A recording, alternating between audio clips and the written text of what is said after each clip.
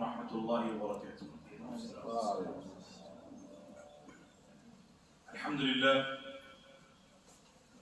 الحمد لله العلي الأعلى الذي خلق فسوى والذي قدر فهدى.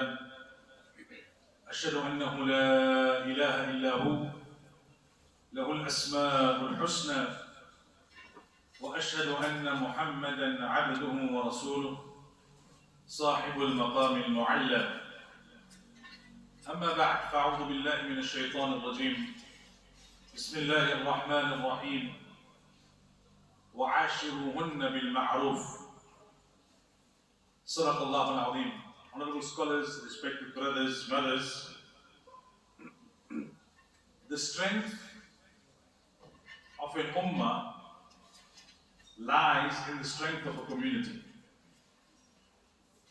And the strength of a community lies in the strength of the marriages within that community.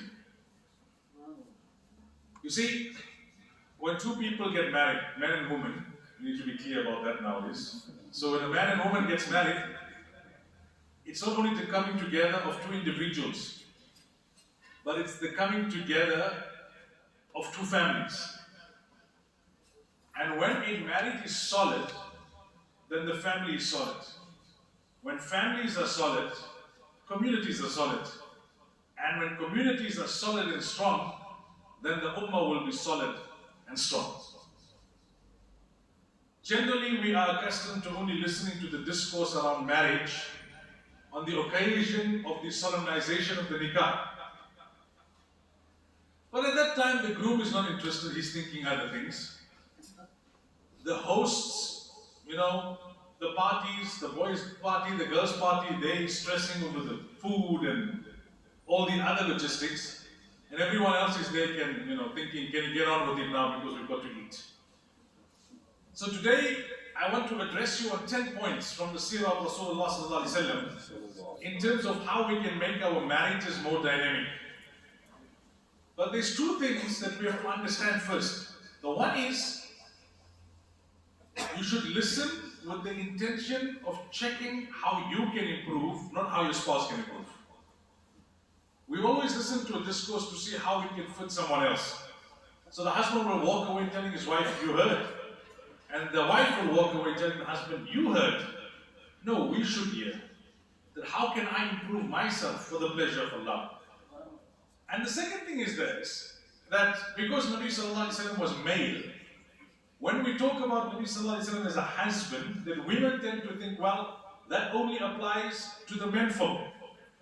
But in reality, the seerah, the sunnah, the example, the legacy of Rasulullah Sallallahu Alaihi Wasallam is for both men and women.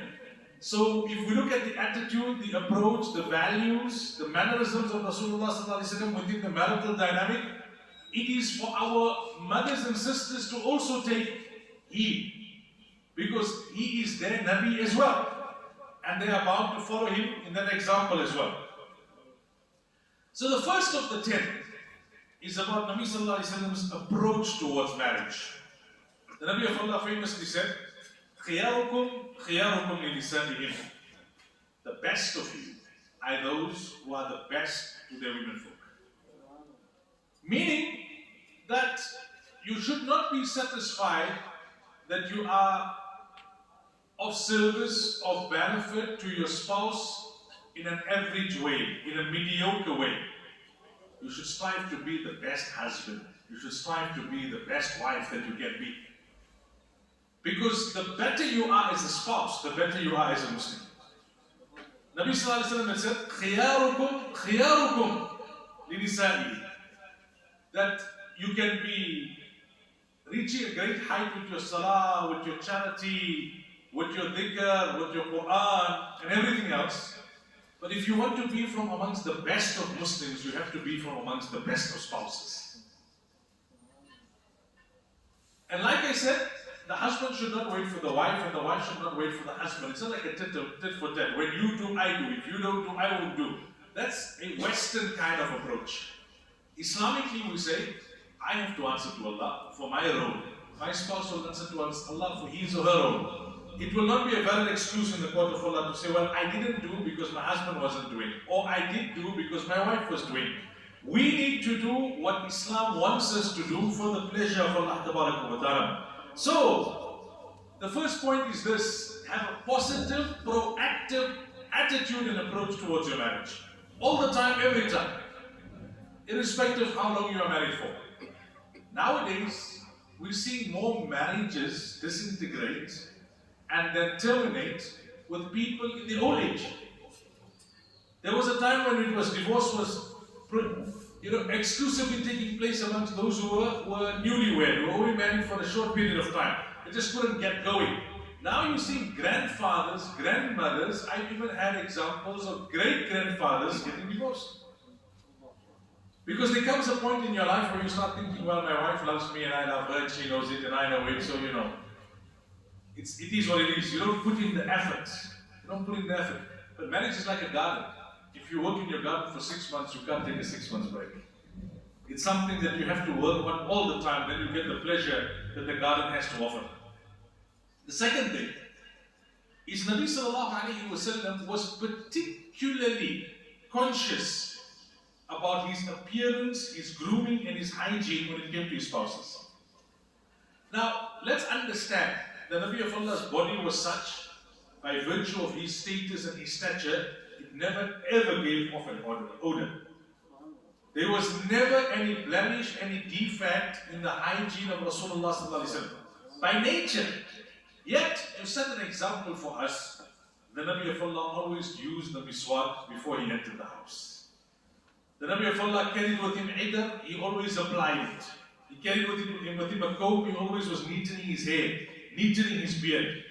Today, on a hot day, stuck in traffic for a couple of hours, after working a long day at the office or at the shop, modify a little bit your appearance before you enter the house. Maybe take a shower when you go home, before you sit and interact and socialize with your wife and children. For the women folk, maybe you also had a long day. Now your husband walks in the house, he doesn't want to see all the tarkari stains. He doesn't want to be only smelling onions and tomatoes. Of course, they are the rigors of the routine of the day. There's no doubt about it. They are the rigors of the routine of the day. But like women are expected to groom themselves for men, men are also expected to groom themselves for women. وَلَهُنَّ مِثْلُ الَّذِي عَلَيْهِنَّ بِالْمَعْرُوفِ. Abdullah ibn Abbas radiallahu anhu said that like Allah says, I have rights over my wife, she also has rights over me. And part of her rights over me is that I must take care of my appearance in front of my spouse. This sounds very basic, very elementary, but when you see the marriages that are breaking, then you realize it's because we have forsaken the basics. The third lesson we learn from the seerah of Rasulullah Sallallahu Alaihi Wasallam in terms of marriage is that the Nabi of Allah was in tune with the emotions of his spouse. Today, many men and women say, I know my spouse loves me, my husband earns his slots so that we can live a comfortable life, my wife runs the entire house, she goes way beyond the call of duty, but emotionally we disconnected from each other. The other day, one woman complained to me, she said, Moulana, you know the problem is, every now and then I give my husband the cold shoulder so that he can catch a wake up. Nowadays I give him the cold shoulder, he doesn't even realize I'm giving him the cold shoulder. So how was Nabi Sallallahu Alaihi Wasallam in tune with the emotions of his wife? The famous example, one day he said to our mother Aisha radiallahu anha, he said, I know exactly when you are happy with me and I know when you are upset with me. She said, how do you know, Ya Rasulullah? He said, when you're happy with me and you take an oath, and the Arabs used to take a lot of oaths for emphasis. Then you say, by the oath of the Rabb of Muhammad Sallallahu Alaihi Wasallam. So I know you're happy with me. But when you're upset with me, you say, by the oath of the Rabb of Ibrahim alayhi salam. Same Rabb. The Rabb of Ibrahim is the Rabb of Muhammad, and the Rabb of Muhammad is the Rabb of Ibrahim. So Aisha radiallahu anha was fascinated. Ya Rasulullah, you even picked up on that? And she said, because no, that's only my words, but in my heart you always still the dearest to me. So what is the Nabi of Allah was in tune with the emotions of his spouse. But here's the thing. the Nabi of Allah allowed for his wife to be upset with him. He could have said, "Oh Aisha, do you know who I am? Do you know how fortunate you are that you have been blessed and privileged to be married to me? How dare you get upset with me? What right do you have to be upset with me?" The Nabi of Allah understood it's in the temperament of a human to get upset. So he smiled, he acknowledged it, he took it in his stride and he said, "Oh my beloved wife, I know when you're happy with me and I know when you're upset with me." The fourth quality out of the 10 that I share with you this afternoon that Rasulullah sallallahu alaihi wasallam teaches us in terms of how to be a better spouse. All of us are good spouses, mashallah. Right, so how to be a better spouse. How to be the best spouse that you can be. You see, today you go into the corporate world, you pay top dollar, these so-called life coaches will tell you, you must be the best version of yourself. Okay, so be the best version of the husband that you can be. Be the best version of the wife that you can be. The fourth thing, this is a very important point. Nabi sallallahu alaihi wasallam took out time to be light-hearted, to be informal, to be jovial with his spouses. I read something the other day, it hit me very hard because it was so profound. They said, there was no one who had a more serious task in life than Rasulullah sallallahu alaihi wasallam. There was no one who had more stress. There was no one who had a greater burden and responsibility than Nabi sallallahu alaihi wasallam. But when you study his life at home, it was predominantly one of joviality and informality, of laughter, teasing and joking. Today, they say we treat the people we love the most the worst. All the stress from the office, you come and you download it on your spouse and children. All her stress of the day, you just walk through the door and she's offloading and firing as if everything that went wrong in her day is your fault. We treat the people we love the most the worst. Whereas if you look at Nabi Sallallahu Alaihi Wasallam's life behind closed doors, it was about being jokey, being jovial, being informal, being light-hearted. You cannot be serious with your own family members all of the time. There may be times when you have to get serious. But that will be the exception rather than the norm. There's multiple ahadith, they don't have the time to go. But how Nabi Sallallahu Alaihi Wasallam would tease Aisha radiallahu anha and the other Azwaj al-Mutahharat, how Nabi Sallallahu Alaihi Wasallam would give them nicknames, how he would show them gentleness, how he would show them love. You know, they say, Nabi Sallallahu Alaihi Wasallam not only would drink from the same cup of Aisha radiallahu anha, he would take the same piece of meat and chew where she chewed. He would lie in her lap while she was menstruating and recite the Quran. He would race with Aisha radiallahu anha. These are all narrations we've heard multiple times over. But it shows that at home, the Nabi of Allah, in being a family man, was jovial. Seriousness is predominantly for outside the home. And joviality is predominantly what your attitude is supposed to be towards each other. You can't have an executive meeting with your wife and children. Seriously, you can't. Some of us are so caught in that corporate culture, in that serious-mindedness, that we come with that same very authoritarian, dictatorial, top-down approach into the house. Why you say that? Prove it to me. How will it work? You're speaking to your wife. You're not quizzing a junior who came to you with an inadequate proposal. And this is what we learn from Rasulullah sallallahu alaihi wasallam. That oh, be light-hearted, be jovial, be easygoing. There will be moments when you have to be serious. The light is not performing salat, then it's time to be serious. But overall, in the main, at home, it's about being jovial. The fifth quality is Nabi sallallahu alaihi wasallam proclaimed his love. You know, there's this amazing narration. And what I'm sharing with you today is nothing you ever heard before. It's about understanding the context and looking at it deeper than what you normally look at. There's this amazing incident. One of the Sahaba who was the greatest opponents of Rasulullah sallallahu alaihi wasallam was Amr bin As. He actually went to Abyssinia after the Sahaba had made hijrah to try and convince Najashi to send them back. Right? So when he accepts Islam, look at the conduct of Nabi sallallahu alaihi wasallam. When he accepts Islam, the Nabi of Allah makes him feel so special that he starts to think that maybe I'm the favorite of the Nabi of Allah. So he asks a question, Man ahabbu nasi ilayk ya Rasulullah? Who's your favorite? Who's your favorite? What does the Nabi of Allah say? Aisha. Aisha. So he gets taken aback because he was expecting the Nabi of Allah to say his name. So he said, Ya Rasulullah, I mean from the men. I mean from the men, who's your favorite? So the Nabi of Allah doesn't say Abu Bakr, he says Abuha, Aisha's father. So here the scholars say he took Aisha's name for the second time. I mean, we know Nabi Sallallahu Alaihi Wasallam's relationship with Abu Bakr. If there was no Abu Bakr, there would have been no Aisha. But look at the public proclamation of sincere love in a dignified way. You know, nowadays, when you go to the mall, you see those couples who are most lovey-dovey, leaning on each other as if the spouse is a crutch. That's the marriage that's most probably in trouble. Because that's a fake display. It's almost like you're trying to prove it to yourself.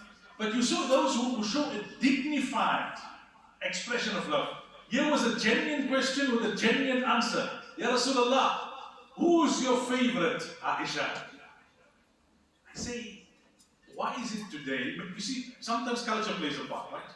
So we find it, I don't know, maybe wrong, but it's not, to express our love for our spouses in front of our children. So if you can't tell your wife in front of the kids that you love her, that you acknowledge her, that you appreciate her, I'm not saying you must do hanky-panky, that's for the bedroom. But if you don't do it, your son won't do it. If you can't kiss your wife on the cheek before you leave the home, if you can't embrace her when you come back from a journey, because children learn with their eyes more than they learn with their ears.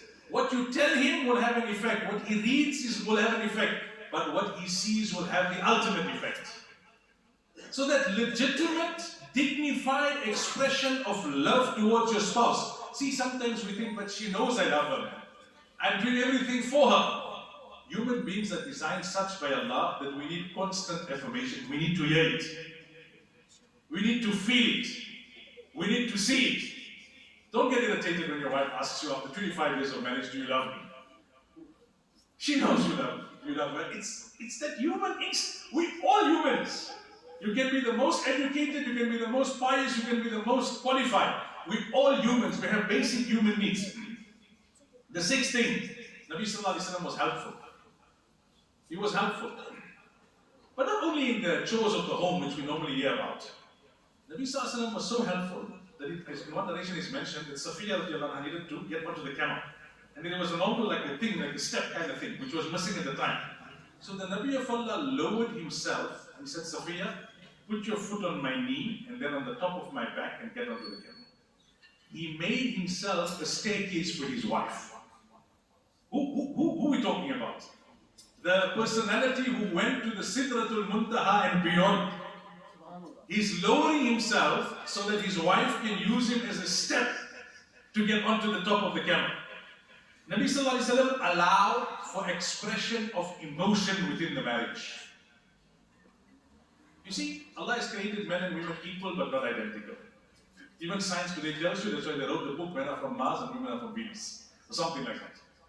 The relationship between a man and a woman is meant to be complementary, not competitive. When a woman tries to become like a man and a man tries to become like a woman, there's going to be chaos that will ensue. We must not be apologetic about the teachings of our deen, because no one has dignified women more than our deen has. Show me any feminista who can match the statement of Nabi Sallallahu Alaihi Wasallam where the Nabi of Allah says, you will not be from amongst the best of Muslims until you are from amongst those who treat their women folk the best. Not ordinarily. And I am the best of you when it comes to the treatment of my women folk. So, Nabi Sallallahu Alaihi Wasallam allowed for expression of emotion. Hypothetically, let's say I'm having lunch by his house, and as we walk in, his wife throws a tantrum and she throws all the food on the floor. What will his reaction be? I mean, here the guest of honor has come, all the dignitaries have come. There was a da'wah at the house of Nabi Sallallahu Alaihi Wasallam. The Sahaba invited, so it was at the house of Aisha radiallahu anha. Salama sends a dish, right, to help out. But her dish is so remarkable that Aisha radiallahu anha becomes jealous that my da'wat and her dish is outdoing my dish. So she flung it to the floor. It broke the container and the food scattered. The Nabi of Allah smiled. He gathered the food. It was clean. Food must not be wasted. And look at his comment to the Sahaba. That, oh my Sahaba, eat the food. It's still clean. Your mother got a little jealous. Then he said, oh Aisha, fair is fair. You broke her container. Now we'll send your Tupperware to her. Because women have their Tupperware. So you broke her Tupperware, face where your Tupperware goes to her, you keep the broken Tupperware. But no rebuke, no chastisement. That you embarrassed me. Oh my Sahaba, eat the food. Your mother got a bit jealous. The eighth quality is that Nabi Sallallahu Alaihi Wasallam consulted with his spouses. Sometimes you may be a man with 3 degrees or 4 degrees. Your wife is a home executive, to use modern day terminology. What she's going to tell me? She's your partner. Nabi Sallallahu Alaihi Wasallam didn't say, I'm getting a revelation. Jibreel comes to me. What are my wives going to tell me? On the very sensitive matter of Hudaybiyah, when the Sahaba were reluctant to turn back after the treaty, the very lopsided treaty was signed. Habiba was consulted and she said, Ya Rasulullah, if you go out of your tent and you shave your hair and you slaughter your animal and you come out of Ihram, you'll see they'll follow you. She gave advice at a sensitive and a delicate moment. Consult with your spouses. Sometimes it's the other way around. The wife is very educated, mashallah, professional. That man knows, man, he's a shopkeeper. You know, I'll consult with who I need to consult with each other. The 9th thing out of the 10, I'm rushing against time, is Nabi Sallallahu Alaihi Wasallam was loyal to his spouses. He was loyal to his spouses. Today you hear the ache and the cry of many a woman. When he had nothing, I was there. And Allah gave him a little, and the loyalty is through the window. I'm not suggesting that you can't get married again. You know, that's a different topic for a different day, and maybe I don't have enough courage to take up that topic. But I'm saying loyalty in terms of fidelity. What is permissible is permissible, of course, with its preconditions and all the associated things. Nabi Sallallahu was so loyal that in the latter part of his life, Allah blessed him with young wives, the most beautiful of wives, the most prominent of wives. Safiya radiallahu anha, Juwayriya radiallahu anha, they came from very noble tribes. Yet, when he would see a friend of Khadija radiallahu anha, he would send a gift. He would remember her. And one day out of jealousy again, Aisha radiallahu anha said, Ya Rasulullah, that was an old woman. Allah has given you not one but multiple young, vibrant, beautiful women. Why do you remember her? He said, Aisha, she was my backbone when everyone deserted me. She was my financier when no one wanted to spend a cent on me. She is the mother of my children. How can I forget her? Of course not. Sometimes your spouse passes on. You get married again. You don't remember the deceased spouse so much that the current spouse feels that what am I here for? But the point behind this particular example was that Nabi Sallallahu Alaihi Wasallam never forgot. And sometimes your spouse may be still alive, but the figure is not like a trigger because she bore your children. The youthful energy is no longer there because she broke her back running your affairs, helping you in the business, earning a second income, looking after your children. That sense of appreciation and loyalty. And it cuts both ways. It cuts both ways. Like I said, Nabi Sallallahu Alaihi Wasallam was male, but his marital example is for both men and women. And the last of the 10 as I conclude. So I've shared with you 10 things. 9 so far, I'll share with you the 10th. The first is Nabi Sallallahu Alaihi Wasallam's approach towards marriage was, I must always strive to be a better spouse. That's why he said, you're the best of Muslims are those who are the best of their spouses. The second thing is appearance. Especially in an era now where both men and women are being bombarded with heightened, superficial, artificial beauty. Appearance and grooming is important. The third thing is, Nabi Sallallahu Alaihi Wasallam was in tune with the emotions of his spouse. The fourth is, most of his time at home was of a jovial nature. The fifth was, he expressed his love for his spouse. The sixth was, he was always helpful with humility. The seventh is, he allowed expression of emotion. He allowed his spouses to get angry. He allowed them to throw a tantrum. The eighth was, he consulted with his spouses. And the ninth is, he remained loyal. The 10th thing, and I leave you with this, Nabi Sallallahu Alaihi Wasallam treated his spouses in such a special way that they had no desire to be married to anyone else but Rasulullah Sallallahu Alaihi Wasallam. With all the difficulty and all the challenge, look, I'm not going to ask you to answer this question loudly, but answer it for yourself in your heart. All things considered, of course, as a husband or a wife, you're not perfect. Every marriage has ups and downs. But if you were to ask your wife, or if you were to ask your husband, would you be willing to do it all over again with me? What would the answer be? The answer is yes, you're on the right path. It's just a matter of improving. The answer is no, then you've got a lot of work to do. But I said what I said in the beginning, and I'll conclude with this. The strength of the ummah rests on the strength of the marriages of the men and women in the ummah. When your marriages are strong, families are strong. When your families are strong, communities are strong. And when communities are strong, then and then only will the ummah be strong and united. We're all crying for a united ummah. It's not the political leaders that will unite us. Start from the ground up. Get your marriage right first. Get your families right first. Get your communities right first. Then the ummah's unity and strength will fall into place. May Allah grant me first the tawfiq in all of us of making amal, inshallah. I give these kind of talks when I'm at a distance from home. Maybe closer to home, I need a bit more courage.